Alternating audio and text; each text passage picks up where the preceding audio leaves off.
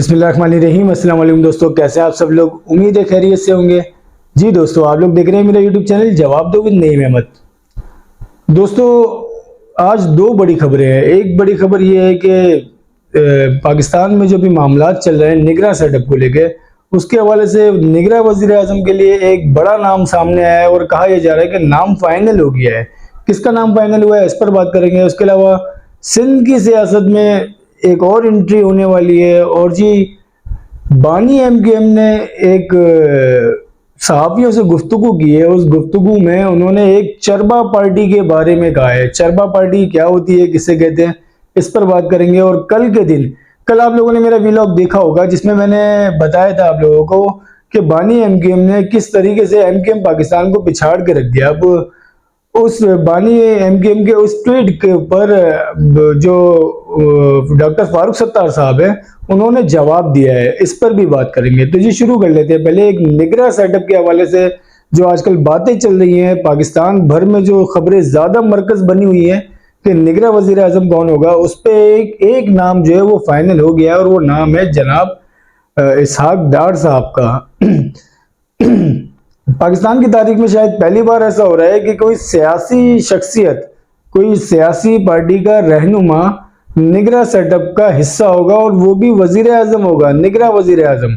और इसके हवाले से कहा जा रहा है कुछ रेगुलेशन दी जाएंगी कौमी असम्बली में, उसके बाद जो है कुछ तरमीम की जाएगी आइन में और इसहाक डार साहब को वजीर आजम पाकिस्तान बनाया जाएगा निगरां सेटअप में।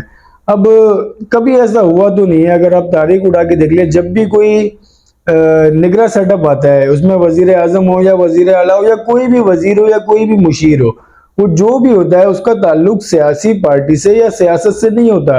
या तो वो कोई ब्यूरोक्रेट्स होता है या तो कोई रिटायर्ड जज होता है या कोई बड़ा नामवर कोई बिजनेसमैन होता है। इस तरह के कोई ऐसी शख्सियत ढूंढी जाती है जो न्यूट्रल होती है, जिसका ताल्लुक सियासत से नहीं होता, उसको वजीर आला या वजीर आजम बनाया जाता है या कोई और दीगर वजीर बनाया जाता है। लेकिन इस दफा पहली बार ऐसा हो रहा है कि इसहाक डार साहब जो कि एक सियासी पार्टी के एक बड़े और सीनियर रहनुमा हैं, और आपको पता है ना इसहाक डार साहब की पूरी तारीख, वो किस तरीके से लंदन में रहे, फिर पाकिस्तान आए और फिर वजीर बन गए, वफाकी वजीर बन गया, वो सब फिर वो तारीख का खैर एक हिस्सा है।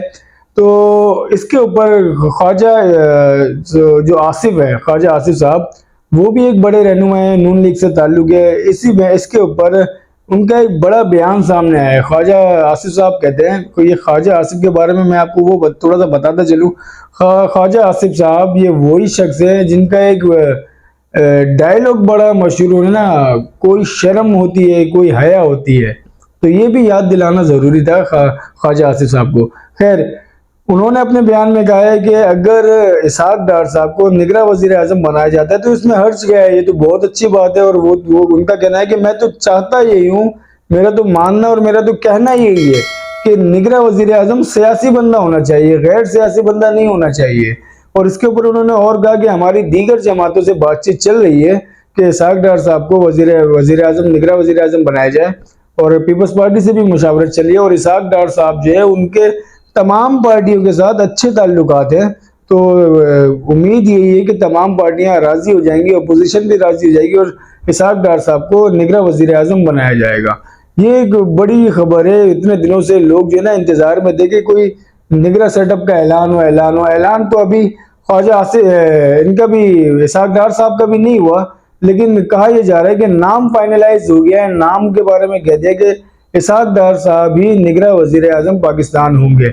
अब बहुत से सवालात पैदा हो रहे हैं, जिसमें से सबसे बड़ा सवाल यह है कि अगर इसहाक डार साहब अगर निगरां सेटअप में वजीर आजम होते हैं तो फिर क्या इलेक्शन, जो आने वाले जनरल इलेक्शन है, क्या इलेक्शन जो है वो शफाफ हो सकते हैं इनकी मौजूदगी में। सबसे बड़ा सवाल जो है वो ये गर्दिश कर रहा है कि इंतखाबात जो है, इलेक्शन जो है वो कैसे शफाफ हो सकते हैं कि एक सियासी बंदा जो है वो निगरां सेटअप का वजीर आजम हो। और जी आगे बात करते हैं। एक और सिंध की सियासत में एक एंट्री की खबरें आ रही हैं कि एक एंट्री होने वाली है, और वो जो एंट्री है वो एंट्री जुल्फिकार मिर्जा साहब की होने वाली है। जुल्फिकार मिर्जा, वैसे तो दिल नहीं करता इनके ऊपर कोई बात करे, लेकिन थोड़े से इनके ऊपर गुफ्तगू कर लेते हैं, बता देते लोगों को कि दिल नहीं करता इनके लिए बात करने का कोई।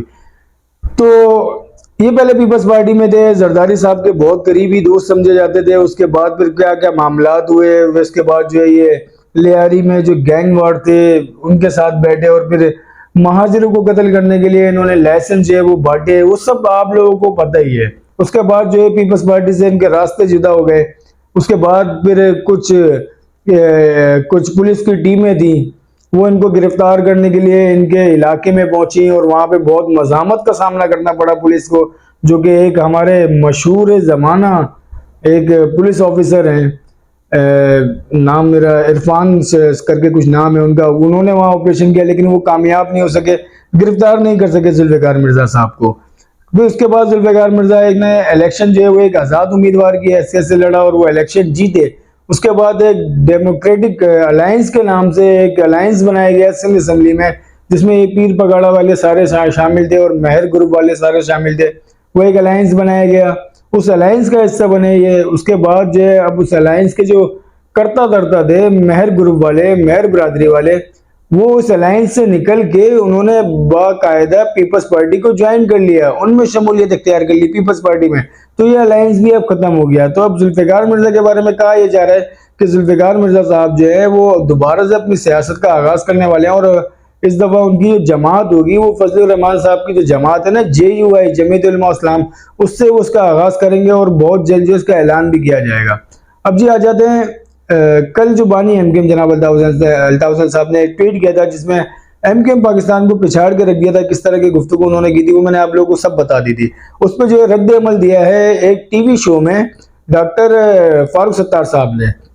डॉक्टर फारूक सत्तार ने कहा कि जी जो हमारे टाइम में एक नारा लगता था, हम ना हो हमारे बाद अल्ताफ अल्ताफ, तो उस नारे को हमने पीछे छोड़ दिया और हम आगे की तरफ गए। और अब हम लोग का मानना ये है कि हमारी उम्र जो है, जो कि अभी जो भी क़यादत है एमकेएम की, जिसमें खालिद मकबूल सिद्दीकी, फारूक सत्तार है, इनके बारे में ये कहते हैं कि हमारी उम्र जो है 65-70 साल की होती जा रही है और अब हम लोग ये सोचते हैं कि जो हमारे पीछे जो आने वाले लोग हैं उनको लीडरशिप दी जाए, हमारे बाद जो अल्ताफ वो वाला जो है ना क्लोज करके हमारे बाद जो है वो नए लोगों को लीडरशिप दी जाए।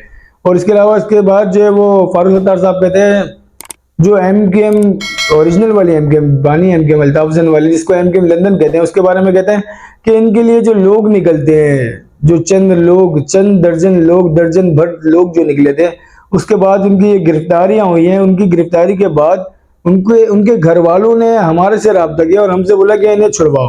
तो भाई हम क्यों छुड़वाएं इनको, जिनके लिए निकले थे उनको बोले वो इनको छुड़वाए। उनको अपने बच्चों पे पहले नजर रखनी चाहिए कि बच्चे किस किस्म की एक्टिविटी में है।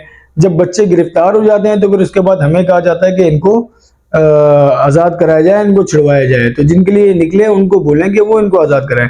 इस तरह का रद्द अमल जो है वो डॉक्टर फारूक सत्तार ने एक टीवी शो में दिया। अब ये सही रद्द अमल है उनका या गलत, ये तो आप लोग बताएंगे। इसके अलावा जी बात करते हैं चरबा पार्टी।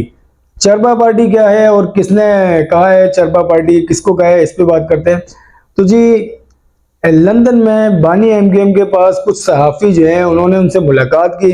उन सहाफ़ियों से मुलाकात के दौरान जो है एक सहाफ़ी ने सवाल किया जो इस्तेहकाम पाकिस्तान के नाम से जो एक नई पार्टी पाकिस्तान में लॉन्च की गई है उसके हवाले से उन्होंने बात की। बानी एमकेएम से पूछा कि आप इसका फ्यूचर क्या देखते हैं।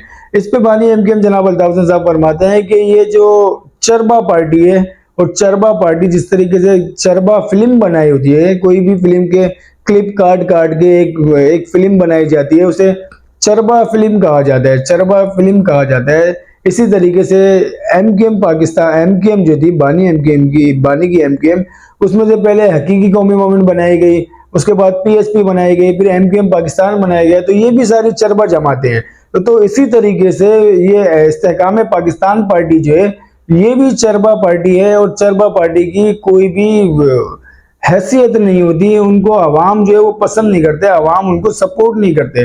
जिस तरीके से एक चरबा फिल्म जो है जब वो पर्दे पे लगती है उसको पसंद नहीं किया जाता और फिल्म जो है फ्लॉप हो जाती है, बिल्कुल इसी तरीके से चरबा सियासी पार्टियां जो होती हैं वो भी फ्लॉप हो जाती हैं। तो बानी एमकेएम ने एक और नया लफ्ज है पाकिस्तान की सियासत में चरबा पार्टी का एक ऐड कर दिया है। इस चरबा पार्टी के बारे में आप क्या कहेंगे, इस लफ्ज के बारे में आप क्या कहना चाहते हैं, अपनी राय का इजहार जरूर करिएगा।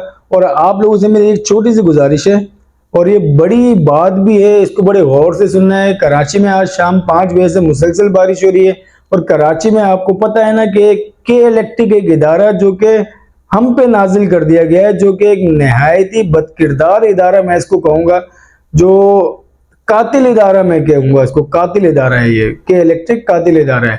जब भी बारिशों का मौसम होता है आप लोगों ने देखा होगा किस तरीके की वीडियोस जो है वो वायरल होती है, वीडियोस देख के दिल दहल जाते हैं, किस तरीके से बच्चे जो है वो खंभों पे चिपक के मर जाते हैं। उसके अलावा कोई नौजवानों की भी वीडियोस जो है वो बहुत ज्यादा वायरल हुई है कि एक शख्स है वो अपने बेटे की विलादत पे अस्पताल जा रहा है उसको मिलने के लिए, उसको देखने के लिए, और बारिश का मौसम है और उस दौरान जो है वो पानी में गिरता है और करंट लगने से वो भी अपनी जान से हाथ धो बैठता है।